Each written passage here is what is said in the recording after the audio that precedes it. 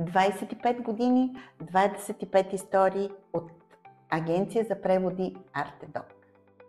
Втора история. Къде се намираха офисите на преводаческите агенции?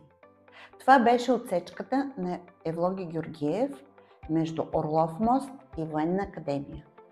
Там беше и офиса на консулския отдел на Министерство на външните работи, който поставяше печата апостил, т.е. легализираха се документите. И всеки един магазин, всяко едно мазе, всяка една будка бяха агенции за преводи. Представете си пазара със своите сергии за преводи. Тогава се разбра, че е много важно отношението към клиента. Защото всеки един, минавайки по улицата, може да влезе във всяка една агенция.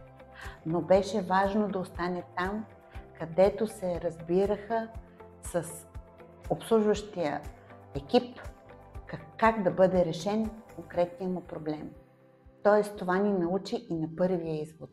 Любезно отношение и разбиране към казуса на клиента. Аз съм Таня Карабашева и съм управляващ собственик на агенция за преводи и легализация на документи Артедок.